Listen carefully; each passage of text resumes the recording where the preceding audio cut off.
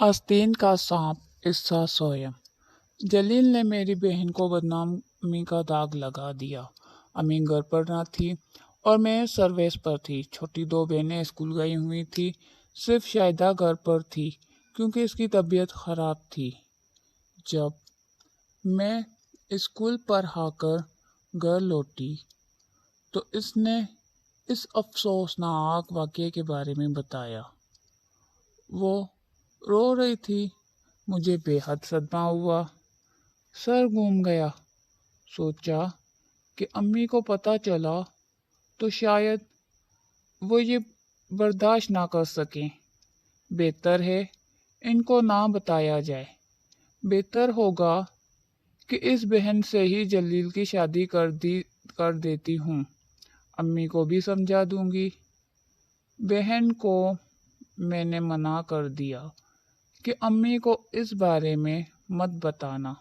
काश मैं उस वक्त खामोश इख्तियार ना करती तो कुछ तो बचता रहता।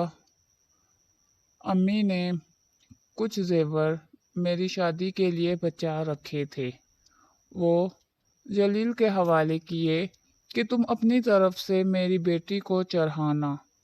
उन्होंने जहेज के जोड़ों के साथ बरी के जोड़े भी बनाए कि ये भी दुल्हा की तरफ से होंगे, मगर मैंने कह दिया कि मुझे जलील से शादी मंजूर नहीं, क्योंकि ये उम्र में मुझसे 3-4 साल छोटा है। ये शाहिदा के लिए मौजू रहेगा। आप पहले इसकी शादी कर दें, मेरी इसके बाद देखी जाएगी। मेरी मुलाजमत है, मुझे रिश्ता मिल जाएगा। शाहिदा मैट्रिक पास थी, इसका रिश्ता जल्दी ना मिलेगा। जहेज के साथ बरी का इंतज़ाम अम्मी को करना था, सो उन्होंने किया। शादी की तैयारियां होने लगी। मैं अंदर ही अंदर घुटने लगी। कैसे माँ को असल सूरत हाल से आगाह करूं। चंद दिन इसी में गुजर गए। खुद को तसल्ली देती कि तेरी एक बहन शादीशुदा होने जा रही है। एक बोझ कंधों से हल्का हो रहा है। हौसला रख।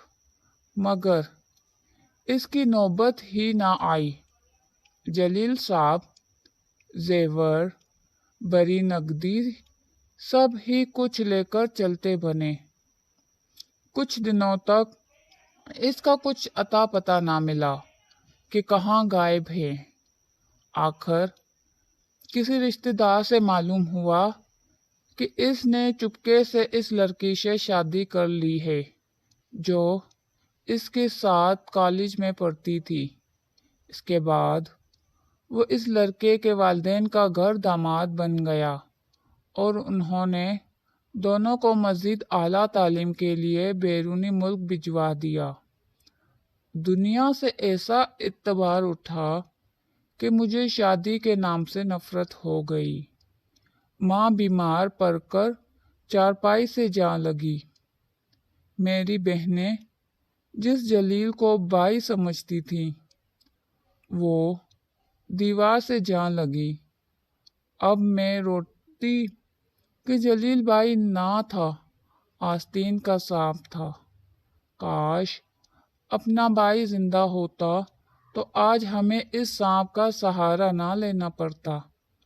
माँ ने जिसको बेटा समझा, वो तो ऐसा नाग निकला जो हमारे ही घर में हमारे खून पर पलता रहा। हमारी खुशियों और इज्जत व नामूस को डस कर हमें कंगाल कर गया। उसने मुझे सीरी बनाया और बुलंदी पर चला गया। बरतानिया से फारिगुल तहसील हुआ और वहाँ ही आज भी अपनी बीवी और बच्चों के साथ खुशो खरम ज़िंदगी गुजार रहा है।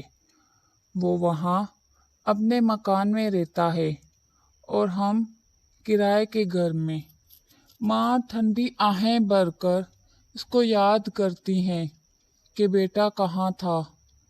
तब ही बददुआ नहीं दी, मगर मैं जानती हूँ कि ये ठंडी आहें भी माँ की गूंगी बददुआएं हैं, जो कभी ना कभी जलील को ज़रूर लगेंगी। मेरी उम्र अब 40 बरस से ऊपर है। सब बहनों की शादियाँ कर दी, मगर अपनी नहीं की, क्योंकि बुरी माँ को तन्हा नहीं छोड़ सकती। वो बहुत ज़ईफ़ हो चुकी हैं। इनको हम वक्त मेरी ज़रूरत रहती है। मैं इनसे एक लम्हे को गाफिल नहीं हो सकती। शायद अल्लाह ताला ने मुझे इनकी खिदमत के लिए बनाया था। इस आदत से मुझे ही को सरफराज करना था। मेरी किस्मत में लिख दिया था। मैं खुश हूँ कि माँ की खिदमत से बढ़कर कोई बड़ी सादत नहीं होती, और ये दौलत मेरे हिस्से में आई।